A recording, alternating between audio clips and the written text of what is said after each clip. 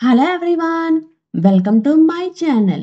ఈరోజు మన రెసిపీ బ్రేక్ఫాస్ట్లోకైనా లంచ్లోకైనా దేనిలోకైనా మంచి కాంబినేషన్గా ఉండేటువంటి టమాటా కొత్తిమీర పచ్చడి ఈ వీడియోలో మీతో షేర్ చేసుకోబోతున్నానండి. ఇంకెందుకండి ఆలస్యం, వీడియోలోకి వెళ్ళి ప్రాసెస్ ఏంటో చూసేద్దామా మరి. ముందుగా పొయ్య వెలిగించి పాన్ పెట్టుకొని దీనిలోకి 2 టీ స్పూన్ ఆయిల్ని వేసుకోవాలండి. తర్వాత దీనిలోకి 2 టీ స్పూన్ మినపప్పును కూడా వేసుకొని ఫ్లేమ్ అన్నది మీడియం టు హై ఫ్లేమ్లోనే పెట్టుకొని ఒక్క నిమిషం వేపుకోవాలండి. ఇలా వేగిన తర్వాత దీనిలోకి మీకు రుచికి అనుగుణంగా పచ్చిమిరపకాయలను వేసుకోండి. నేనైతే ఇక్కడ 8 సగానికి తుంచుకున్నటువంటి పచ్చిమిరపకాయలను కూడా వేసుకొని పచ్చిమిరపకాయలు అన్నవి కొంచెం తెల్లగా వచ్చే అంతవరకు, మినపప్పు అన్నది మంచి గోల్డెన్ కలర్ వచ్చే అంతవరకు వేపుకోవాలండి.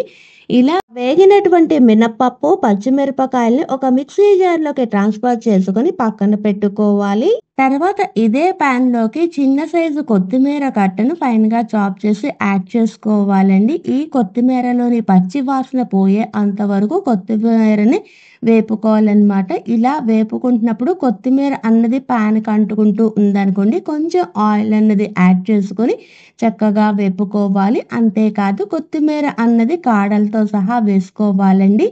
ఇది కూడా వేగిన తర్వాత దీన్ని కూడా మిక్సీ జార్లోకి ట్రాన్స్ఫర్ చేసి పక్కన పెట్టుకుందాము.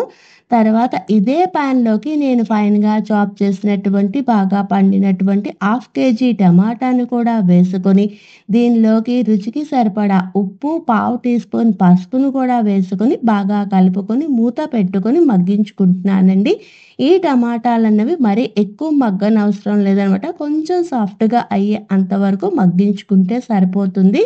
ఇలా మగ్గిన తర్వాత చూపిస్తున్నాను చూడండి. ఇలా సాఫ్ట్గా అయ్యేంత వరకు మగ్గిన తర్వాత పొయ్యి అన్నది ఆఫ్ చేసి వీటిని పక్కన పెట్టి పూర్తిగా చల్లారబెట్టుకోవాలి.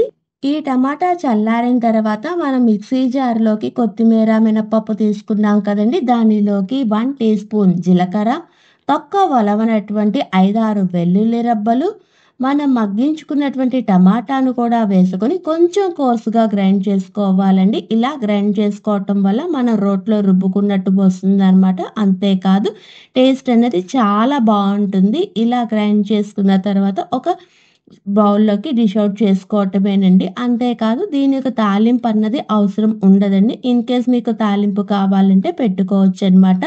ఇలా రెడీ అయినటువంటి కొత్తిమీర టమాటా పచ్చడిని మీకు బ్రేక్ఫాస్ట్లోకైనా అట్ రైస్లోకైనా మంచి కాంబినేషన్ అయినటువంటి టమాటా కొత్తిమీర రోటి పచ్చడిని చూశారు కదండి. ఈ వీడియో మీకు కానీ నచ్చితే please like, share and subscribe. Thanks for watching.